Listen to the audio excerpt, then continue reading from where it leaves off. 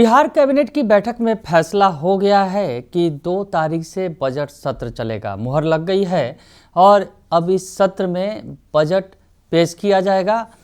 ये सत्र जो है पहले के मुकाबले थोड़ा छोटा होगा। नमस्कार, दर्श न्यूज़ देख रहे हैं आप, मैं हूं अनुराग। नई सरकार के गठन के बाद ये पहला पूर्ण सत्र होगा। बजट पेश किया जाएगा, सरकार आगे क्या करेगी इसका पूरा खाका खींचा जाएगा।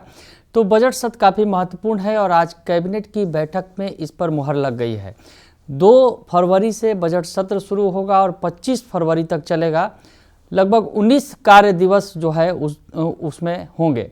तो अगर पहले के मुकाबले माना जाए तो ये बजट सत्र थोड़ा छोटा होगा, लेकिन काफ़ी महत्वपूर्ण सत्र होगा सरकार के लिहाज से। नई सरकार है, नई सरकार का गठन हुआ है और उसके बाद जो है ये पहला पूर्ण सत्र है, क्योंकि इसके पहले जो विशेष सत्र बुलाया गया था जिसमें लोगों को सदस्यता दिलवाई गई थी, जो नए सदस्य चुन कर आए थे। लेकिन इसमें जो है सरकार अपना खाका खींचेगी कि अब आगे क्या करना है। तो हम आपको बताएं कि बजट सत्र में क्या कुछ होगा।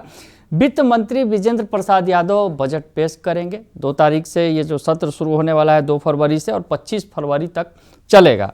तो नई सरकार का पहला बजट जो है वो पेश होगा। विजेंद्र प्रसाद यादव जो वित्त मंत्री हैं वो पेश करेंगे और जो इस संबंध में जो है कैबिनेट की मुहर लग गई है कि बजट सत्र 2 तारीख से चलेगा।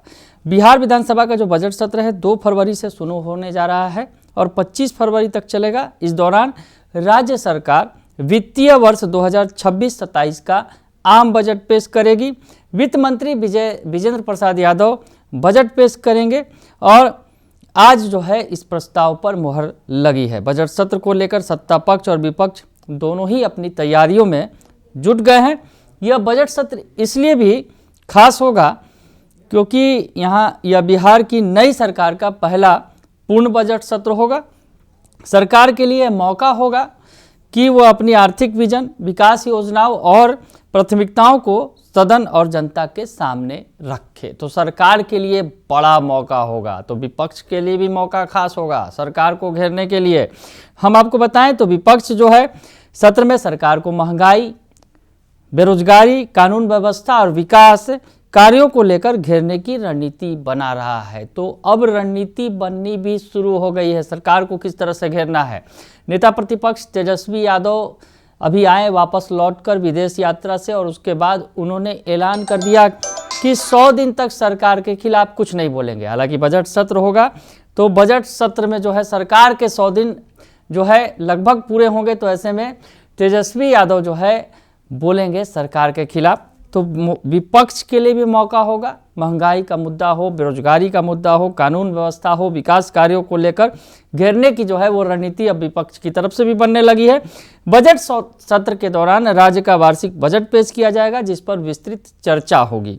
इसके अलावा विभिन्न विभागों के अनुदान मांगों पर बहस, प्रश्नकाल, शून्यकाल और ध्यानाकर्षण प्रस्तावों के जरिए विधायकों को अपनी बात रखने का अवसर मिलेगा और संभावना है कि सत्र के दौरान कई महत्वपूर्ण विधेयक भी पेश किए जा सकते हैं।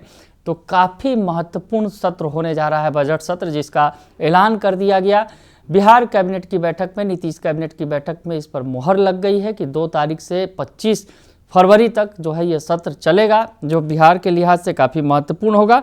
और जो जानकारी निकल कर सामने आई है कि इसमें बजट सत्र में बजट में जो है शिक्षा, स्वास्थ्य, रोजगार, ग्रामीण विकास और बुनियादी ढांचे पर विशेष जोर दिया जा सकता है। जो शिक्षा बड़ा अगर कहा जाए कि बड़ा बजट का एक हिस्सा जो है शिक्षा पर खर्च किया जा रहा है बिहार के अंदर, तो शिक्षा, स्वास्थ्य, रोजगार और ग्रामीण विकास और बुनियादी ढांचे पर जो है विशेष तौर पर जोर दिया जा सकता है, जो बातें निकल कर सामने आई हैं।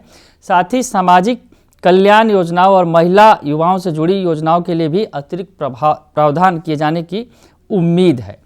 तो वित्त विभाग जो है बजट को अंतिम रूप देने में जुटा हुआ है, क्योंकि अब वक्त बहुत कम रह गया है। तो वित्त विभाग जो है बजट की तैयारी कर रहा है और बजट सत्र की तैयारी अब सरकार से लेकर विपक्ष भी कर रही है, क्योंकि दोनों आमने सामने होंगे। सरकार जहां अपना पक्ष रखेगी कि वो क्या करेगी साल भर में, तो ऐसे में विपक्ष जो है घेरने की पुरजोर कोशिश करेगा। बने रहिए दर्शन न्यूज के साथ, तमाम खबरों से आपको अपडेट रखेंगे। फिलहाल के लिए इतना ही, धन्यवाद।